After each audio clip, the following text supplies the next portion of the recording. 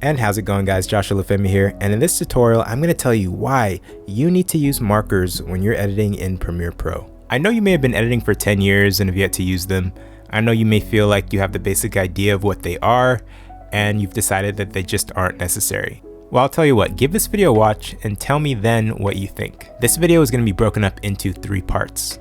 First, I'm going to show you how to make timeline markers. Second, I'm going to spend about 30 seconds telling you why you might consider signing up for a free month of Envato Elements.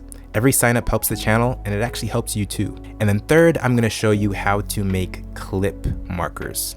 And then all throughout this tutorial, I'm going to be going over the 10 reasons why markers are essential for having an efficient editing workflow. Alright guys, so we are in one of my past edits. This is a recent tutorial that I just did, and it is in this edit that I'm going to show you how to use markers. We're going to cover 2 types of markers. We're going to cover timeline markers and clip markers. First things first, let's talk about timeline markers. Timeline markers will be just on your timeline. Clip markers will be on your individual clips. Now, timeline markers. Make sure that to create a timeline marker, you cannot be clicked on any clip, or you cannot even be clicked on any track in your timeline. To ensure that, you're going to go and click on this area of the timeline where there aren't any tracks, and of course there aren't any clips.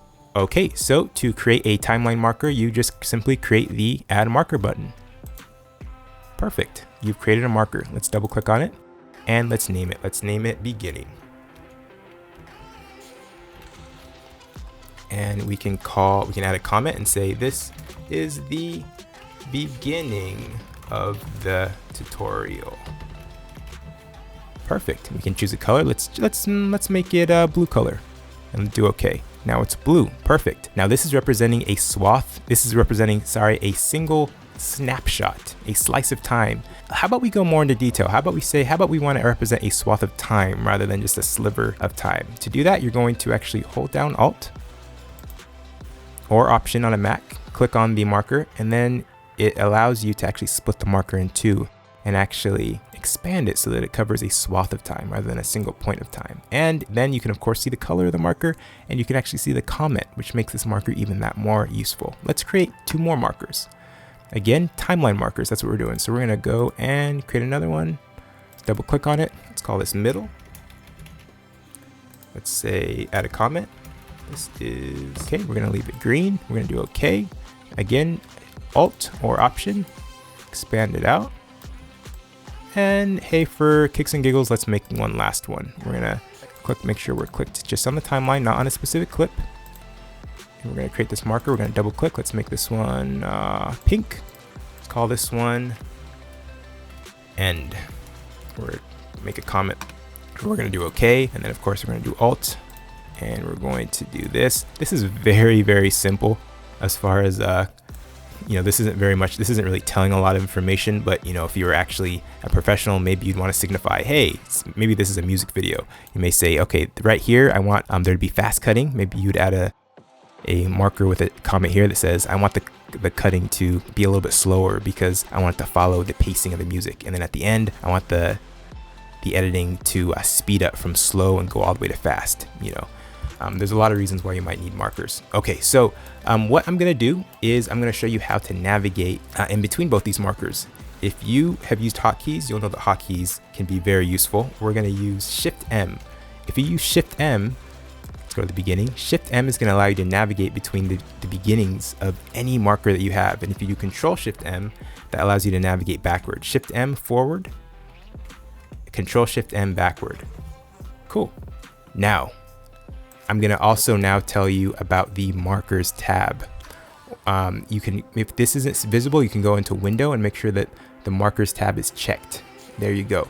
Now what you do is if you click, again onto your timeline, making sure that you're clicking off of anything, all of your markers should be seen here. You see beginning, middle, and end. What you can see here is you can actually filter the markers that you want to look at. So say I have many more markers here than I have now, and I actually want to filter out different colors. Maybe I have multiple markers of the same color, and I only want to look at the blue markers. Well, I can actually just check the blue box, and I'll only see the blue markers here. For the pink markers, we have both checked on, but I can check off the blue, so I'm only looking at the pink. You can do the same thing for any color that you're using. If you're watching this video, you're probably a video editor, and Envato Elements is a video editor's dream. It's a subscription service that gives you unlimited downloads of the most incredible stock footage, like cloud and fog overlays, aerial footage, fire, lightning.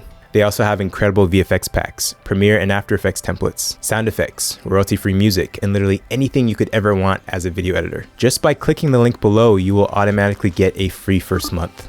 You'll see that coupon for the free first month at the very end after you've finished signing up. And that's it. I use Elements literally in some regard every day. Okay, now what I'm going to do is I'm going to show you how to make clip markers. These are markers that are not on the timeline, but they're on a specific clip.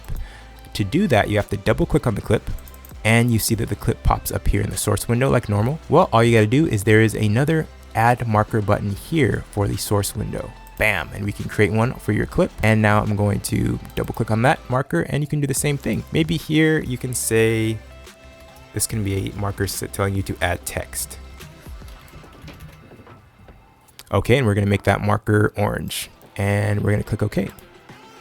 Okay, cool. And of course, we're going to hold Alt down or Option if you're on a Mac, and we can say, I want to add text to just the beginning of the clip. I'm going to zoom in here so you can see what's actually happening. And let's expand this track out a little bit so you can see. So I've actually added a clip marker so that add text is just covering the beginning of this clip.